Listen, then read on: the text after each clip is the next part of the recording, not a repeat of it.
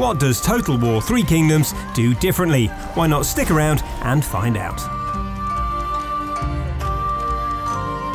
Hello, it's Bodders here, and I'm joined by Matt. Hello, Bodders. Hello, Matt. Now, Matt, you've been to see the amazing new Total War 3 Kingdoms. I have indeed. Oh, it's exciting. I've been playing a lot of Thrones of Britannia this year, like particularly at lunchtimes. Quite a lot. Anyway, during work hours. It's just research. Anyway, but this is quite a departure, right? We're going back to like very early China. Well, yeah, about 220 AD. So this is based on the Romance of the Three Kingdoms, which is a 14th century Chinese historical novel. And it's really different, but it's an interesting one because there are elements there of lots of different Total War games, and also a kind of fusion of I guess of some of the stuff you had in Total War Warhammer with the kind of really kind of powerful character stuff. Yeah. Because obviously that book is largely about huge, great big bombastic characters that are sort of have the strength of 1,000 men. But also, if you want to, you can play it purely as a focused historical game. So like this is a period in time that really did happen. These people did exist. So they're kind of drawing this stuff from two sources essentially. So you've got the really kind of histrionic sort of big flashy stuff that's in the novel, but they've also backed it up with stuff from real historical sources, and the stuff that actually really did happen. So at any point you can choose between the two modes, and the mode that we played an ambush battle, and that was with the romance mode turned on, which sounds not romance as in like a BioWare game. It's not like chocolates and mood lighting. More in kind of a sort of fantasy and killing each other kind of way. Lovely, very romantic. No, that sounds good. I mean, because I'm the romance stuff sounds great, but I'm quite a history nerd, so I like to be able to turn things like that off. Yeah, well, I mean, this is the balance that the Creative Assembly always have to strike, isn't it? In that they have this huge fan base of very vocal fans. And they have to try and keep them all happy, and it isn't always easy. So I think it's quite a noble thing to have both elements in there. And I love all the Total War games, but I've probably played more of Warhammer recently than I have of the other ones. So I think that if you're worried that everything is going to be scaled down and feel a little bit low key compared to the sort of giant battles of Warhammer, then this should allay some of your fears, I think. Marvellous. So you mentioned it's set in sort of AD 220-ish, is that right? About that, yeah. So it's just after the Han Dynasty. So essentially, the dynasty that followed in real life, you get to change that depending on how it all goes. So you're playing as one of 11 warlords. So it's that lovely Total War thing of like being in complete control of history. But so the sort of starting point is obviously based in fact, but then you go off and do whatever you want after that. Yeah. Lovely. So, who's actually in it then? Who are these warlords? So the antagonist is a guy called Dong Zhu, who's a real-life warlord, and he tries to take over. And then there's this sort of loose coalition that forms of the other lords that sort of hold him back. And the bit that we were looking at was specifically the bit when that coalition starts to fall apart. So people kind of start coveting each other's lands. And the ultimate aim, of course, is to sort of unify China under one leader. So we played one bit of that where there's a specific one of the warlords you can play called Suen Jian, and he has two children that are both generals as well, and they're a really good illustrator of how the character system works. So we were playing an army that was controlled essentially by Suen Ren and Suen Quan, who are his daughter and son respectively. Okay. And they're both two different types of characters. So Lady Ren is a Vanguard class, which is sort of melee focused cast that focuses on things like dealing damage, dueling. She has a really powerful ranged attack as well, which is sort of a limited use thing. So you have kind of 3 of these big hits that you can use for taking out enemies from afar. And she has like a ground pound area of effect thing as well, which is really useful for taking out loads of sort of smaller troops, but also for dealing sort of chip damage to other characters that you're fighting. And the ranged attack in particular is really interesting because it's really illustrative of how that system works. There was one game where I was fighting a sort of an enemy strategist who are the weaker, sort of less melee focused class, but they have the ability to kind of buff other units. Okay.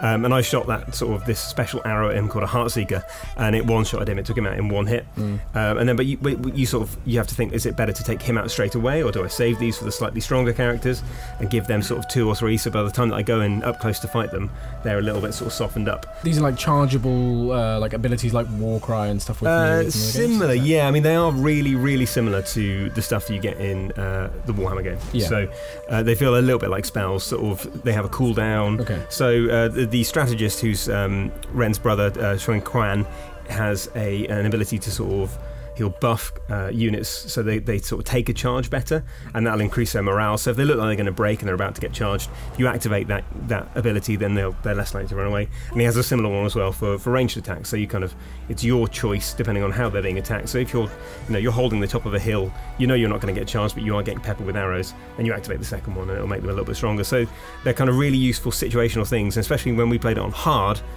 Sort of judicious use of those skills really did mean the difference between winning and losing.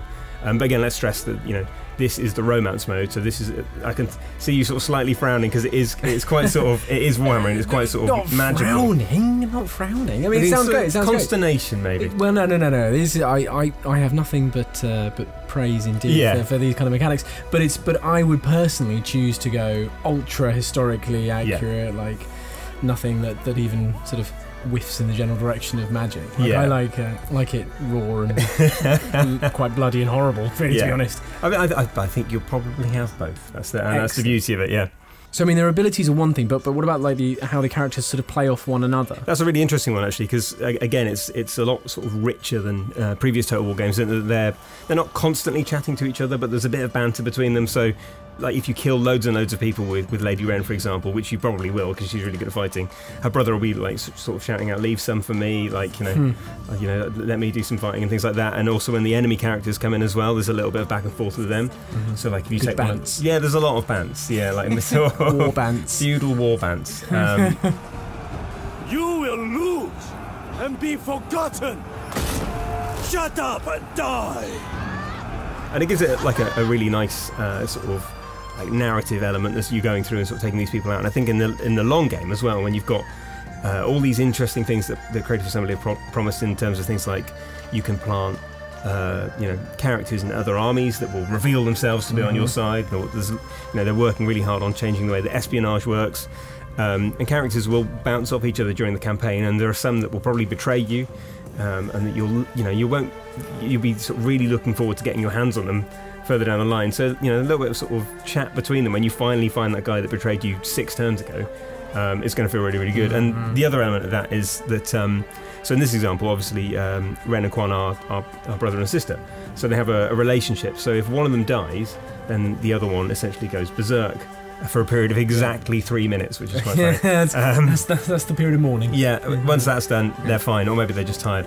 So like that kind of buffs all their defense and attack stats. So I mean, it's not necessarily something that you want to do because it's really important that you keep these people alive, but also it's something to bear in mind. Like if someone does die, then you're going to have a superpower character for a couple of minutes. Okay, well, so much for like the characters. What about the more standard units? A Total War player like myself might be more familiar with. I mean, there's a lot of sort of common ground there, definitely. And the rock paper scissors stuff of Total War is completely well and good, and you'll know what to do with most of these. But there are some interesting things like the impression I got from what they showed us is that stances are more important than ever, and a few of them have like interesting different variations on sort of stances. So there's one unit I had that had spears and bows, which is like a relatively new thing as far as I'm aware.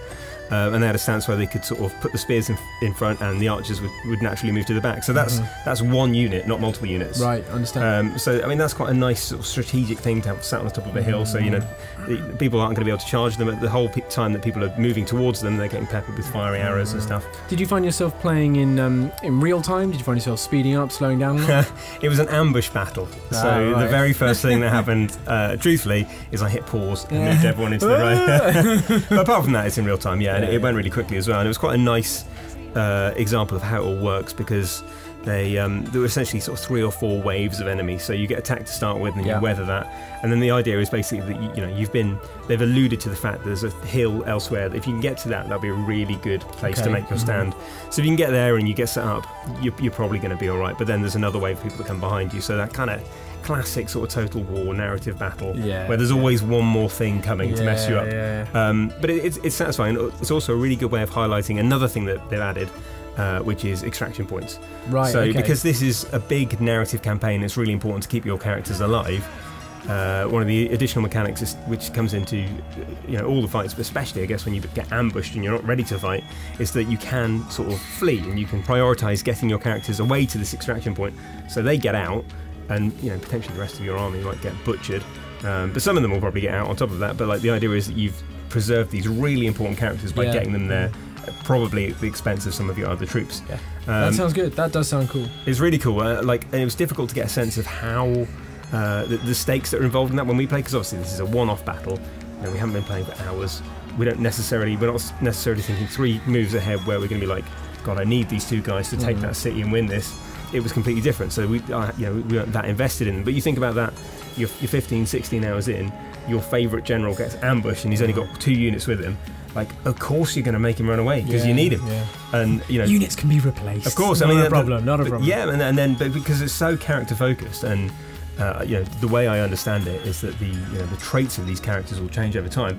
If your brilliant general suddenly starts running away all the time, I guess his traits are going to change as well. So it's another thing to think of. And also, there's a chance, however slim, that if that guy stays on the field and you actually muck it out and try and win, that maybe you'll win a heroic victory and it will be fine. You made me think now. I really want to know the stats over the years, exactly how many humans I've lost in Total War games, just sending them marching slowly towards his the meat shield. Poor devils. What about, are there any other new sort of battle mechanics that you got to see in your play session? Not battle mechanics specifically that I noticed, apart from the sort of the hero stuff that I mentioned before, but one of the things that is slightly different is the night battles. So they've tweaked the lighting quite a lot to make it a bit more dynamic, so you're firing flaming arrows and things and you can set trees on fire, and then that obviously leaves like a big sort of circle of light, which makes it look really sort of visually striking. And also when factions get attacked as well, they launch sort of red lanterns up into the sky, which is actually quite romantic in the other sense. Everyone just stops and goes, isn't that nice? And then they're distracted by the lanterns, they get charged. No, it's for lighting, but so the campaign itself actually has a day-night cycle, which is a first for a Total War game. So instead of just ticking a box when you want to do a night attack, you actually wait, which is kind of interesting. The real deal. Yeah. Fantastic. So do tell how long we've got to wait until we can all get our hands on Three Kingdoms. It's quite a while. Spring 2019. So bit of a wait, but there's lots of other Total War games you can play in the meantime, and obviously we'll have as much coverage as we can coming up a bit in the future. Thank you very much, Matt. Well, if you've got any questions that you want Matt to answer about Total War 3 Kingdoms, then please just pop them in the comments below and he'll do his best to, come up with the answers. And don't forget to like and subscribe to the channel for more on Total War.